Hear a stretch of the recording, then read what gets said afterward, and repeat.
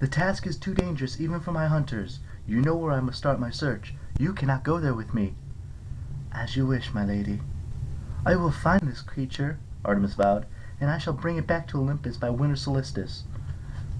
It will be all the proof I need to convince the Council of the Gods on how much danger we're in." "You know what the monster is?" I asked. Artemis gripped her bow. "Let us pray I am wrong." "Can goddesses pray?" I asked because I never really thought about it. A flicker of a smile played across Artemis's lips. "Before I go, Percy, I have a small task for you." "Does it involve getting me turned into a jackalope?" "Sadly, no. I want you to escort the hunters back to Camp Half-Blood. They can stay there safely until I return." "What?" Zoe blurted out. "But Artemis, we hate that place. Last time we stayed there." "I know," Artemis said, "but I'm sure Dionysus will not hold a grudge just because of a little, misunderstanding. It is your right to use Cabin 8 whenever you're in need. Besides, I hear they rebuilt the cabins you burned down." Zoe muttered something about foolish campers. "And now, there's one last decision to make." Artemis turned to Bianca. "Have you made up your mind, my girl?"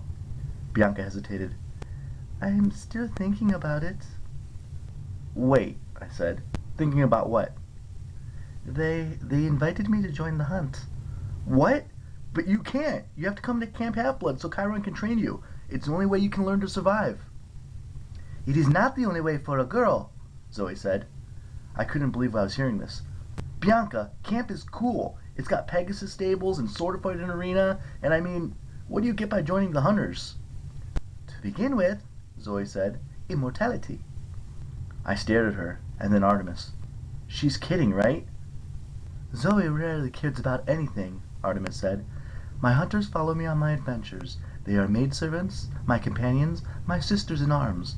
Once they swear loyalty to me, then they are indeed immortal, unless they fall in battle, which is unlikely, or break their oath." "What oath?" I said. "To forswear romantic love forever," Artemis said. "To never grow old, never to marry, to become a maiden eternally." "Like you?"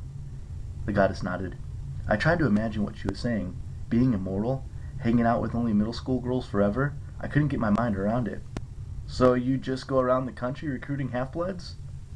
"No, not just half-bloods," Zoe interrupted. "Lady Artemis does not discriminate by birth. All who honor the goddess may join. Half-bloods, nymphs, mortals." "Which are you, then?" Anger flashed in Zoe's eyes. "That is not thy concern, boy. The point is Bianca may join if she wishes. It is her choice." "Bianca, this is crazy," I said. "What about your brother? Nico can't be a hunter." "Certainly not," Artemis agreed. "He'll go to camp, unfortunately. That's the best boys can do." "Hey!" I protested. "But you can see him from time to time," Artemis assured Bianca. "But you will be free of responsibility.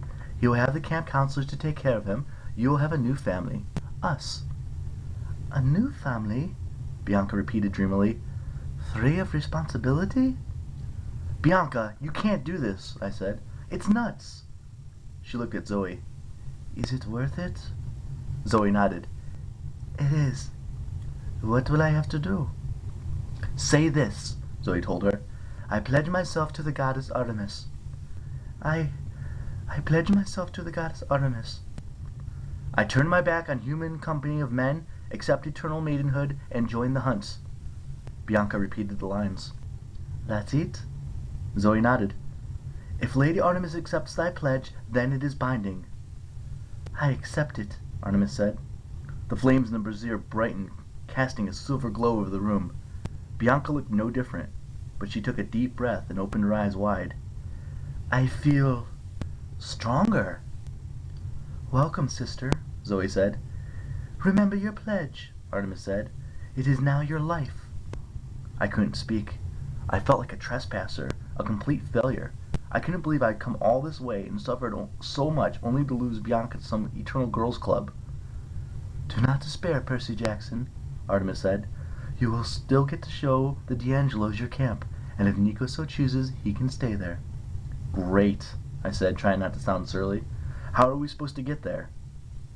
Artemis closed her eyes. "Dawn is approaching, Zoe. Break camp. You must get to Long Island quickly and safely. I shall summon a ride for my brother." Zoe didn't look really happy about this idea, but she nodded and told Bianca to follow her. As she was leaving, Bianca paused in front of me.